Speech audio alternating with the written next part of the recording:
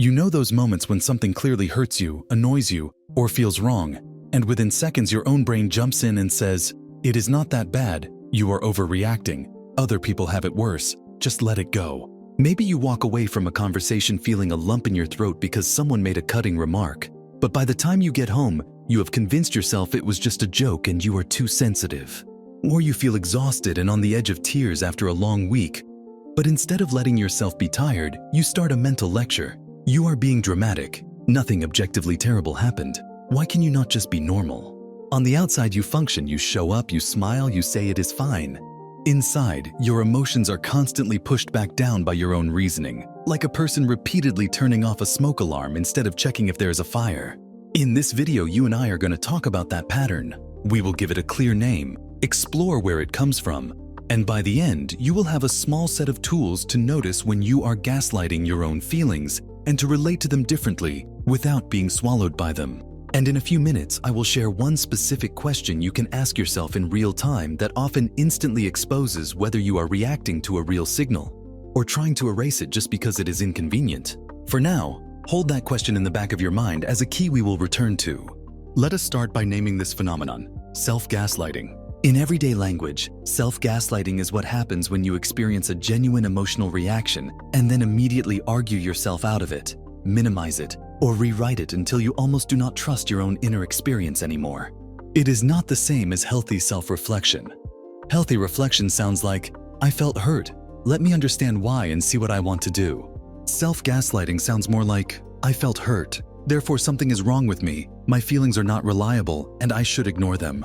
You turn the courtroom on yourself and make your emotions the guilty party. This pattern is far more common than most people realize, especially among thoughtful, empathetic, high-functioning people. You learn to do this for a reason. Many of us grew up in environments where our feelings were either dismissed, mocked, or overloaded the system. Maybe when you were sad, you heard, "Stop crying or I will give you something to cry about." When you were angry, you were told, "Do not talk back." When you were anxious, you were told, "You are being silly, there is nothing to be afraid of." Over time, your nervous system picked up a rule. When my feelings appear, they create conflict, disappointment, or rejection. So to stay safe and connected, you learn to attack the feeling before anyone else could. In adult relationships, self-gaslighting also becomes a way to maintain unstable peace. If someone crosses your boundary, it might feel easier to tell yourself, "It is fine, I am too rigid," instead of confronting them and risking tension or abandonment. Your brain is not trying to torture you, it is trying to preserve attachment and stability using the tools it has. The problem is that this strategy, while it might have protected you in the past, eventually disconnects you from one of your most essential sources of information, your own emotional reality. In practice, self-gaslighting often sounds like a set of familiar phrases in your head. You might hear yourself thinking, "It was not that big of a deal, I am being dramatic, I should be grateful, others have it worse, I am reading too much into it, maybe I imagined it, I am the common denominator so the problem must be me." These thoughts feel rational, even responsible, but notice what they do. They skip over the part where you actually sit with the feeling and ask what it is pointing to. It is like having a dashboard in your car where every warning light that comes on is quickly painted over, so you can feel like everything is fine while the engine quietly overheats. The hidden cost of self-gaslighting is not only emotional numbness. Over time, it erodes your trust in yourself. You start to doubt your memory of events, your sense of what is fair, your capacity to judge when something is off. You might stay in unhealthy situations much longer than you would if you took your first signals seriously. You might apologize for things that were never your fault. You might notice that whenever someone asks, "How are you really?" your mind goes blank because you have been overriding the answer for so long that you genuinely do not know. If you recognize yourself here, you can even pause mentally and try to remember one sentence your brain says often to invalidate your feelings. If one comes up, you might want to write it down later, or share it in the comments if you want to see how many people carry the same inner script. Becoming aware of those sentences is the first crack in the wall. Now let us build a small toolkit. Instead of 10 tips you will forget, we will focus on 3 core tools you can actually use in daily life: the red flag sentence, the reality log, and the body verdict. Think of them as experiments. You and I are not trying to force you to feel everything intensely. We are trying to help you listen more honestly. The first tool, the red flag sentence, is about catching the moment self-gaslighting begins. Every time you invalidate your own emotions, you almost always use a few favorite phrases. The idea is to pick one of those and treat it as a flashing red flag in your mind. For example, maybe yours is, "I am overreacting." The experiment is simple. For the next week, whenever you notice that sentence appearing, you do not argue with it directly. You simply add one line, "I am telling myself I am overreacting," which usually means something in me is reacting for a reason. That extra line does two things. First, it turns your thought into an observation instead of a fact. Second, it opens the door to curiosity. You might then ask yourself, if I were not allowed to use the phrase overreacting, how would I describe what I am feeling right now? You might find a more precise sentence like, "I feel dismissed," or "I feel scared that if I make this a big deal, I will be rejected." That is already more honest and more workable than the vague, shame-soaked label overreacting. Try this within the next 24 hours. Choose your personal red flag sentence. It might be, "It is not that bad, I am being too emotional," or "Other people have it worse." Write it down somewhere you will see it. When it appears, do not try to stop it. Just consciously follow it with, "This sentence usually means there is something here worth listening to." You are not forced to act on the feeling yet. You are simply allowing it to exist. The second tool is the reality log. Self-gaslighting thrives on vagueness. Your brain tells you, "It was not that hurtful," and you nod without actually examining what happened. The reality log is a short, concrete writing practice to separate the event, your feeling, and the meaning you gave it. When something feels off and you notice yourself minimizing it, take 2 or 3 minutes to write down 3 lines. What happened in observable terms, what you felt in your body and emotions, and what your mind is saying about it. For example, what happened? "My friend canceled our plans last minute for the 3rd time this month, saying they were tired." What I felt: tightness in my chest, disappointment, a sudden drop in energy, a hint of anger. What my mind is saying: "It is not a big deal. They are busy. I am too needy for wanting to see them." When you see it on paper, it becomes harder to gaslight yourself because the pattern is clear. The facts show that this is not an isolated event. Your body is giving you data. Your mind is trying to shame you out of caring. In that space, you might naturally start to ask more helpful questions like, "What boundary do I want here?" Or, "What conversation feels right?" You might not change anything immediately, but you have at least stopped pretending nothing is happening. To keep it simple, you could promise yourself to use the reality log just once in the next week for the next situation where you catch yourself thinking, "It is nothing. I should not be upset." See what changes when the situation becomes a few truthful sentences instead of a swirl in your head.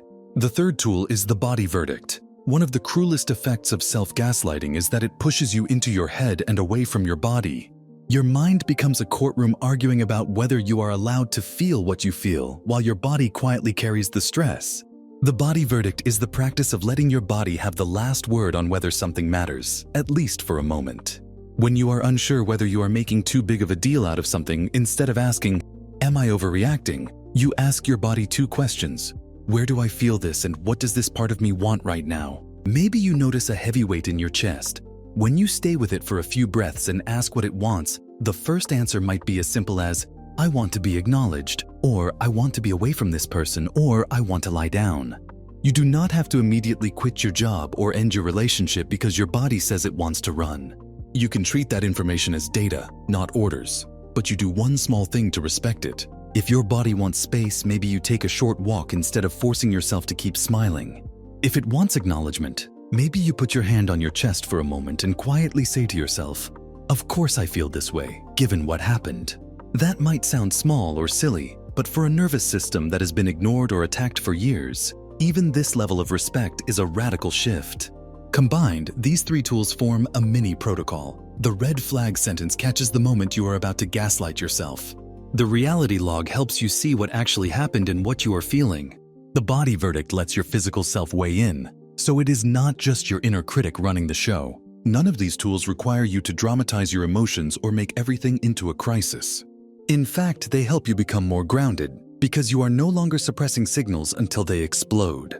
Instead, you are listening early and gently. Remember that curiosity loop from the beginning, the question that can reveal whether you are honestly reflecting or self-gaslighting. Here it is. If a close friend told me this same story with the same feelings, would I say to them what I am saying to myself right now? The next time you find yourself thinking, "I am being ridiculous, I should not feel this way," Imagine for a moment that someone you care about is telling you the exact same situation. How would you respond to them? Would you tell them they are crazy or dramatic? Or would you say something like, given what happened, it makes sense that you feel hurt or confused? The gap between how you would treat them and how you treat yourself is where self-gaslighting lives. If you see a big difference, that is not a reason to hate yourself. It is a sign that you have learned to aim kindness outward and harshness inward. That is a learned pattern, not your essence. You can start closing that gap by borrowing lines you would use with a friend and speaking them to yourself, even if they feel awkward at first. Through all of this, I want you to hold two truths at the same time. First, this self-gaslighting pattern is not your fault. It was shaped by experiences and messages that taught you your feelings were dangerous, inconvenient, or untrustworthy. In many ways, your mind has been trying to shield you from conflict, rejection, or chaos by turning that aggression inward. That deserves understanding, not more attacks. Second, you now have both the power and the responsibility to update this strategy. You do not control what other people do, but you do influence what happens inside your own head when you feel something. Every time you notice a red flag sentence, every reality log you write, every moment you ask your body for its verdict instead of steamrolling it, you are rewiring the way your brain responds to your inner world. It will not change overnight. There will be days where you notice the pattern only after you have already minimized yourself. That is still progress because noticing is the opposite of gaslighting. Gaslighting says, "This is not happening."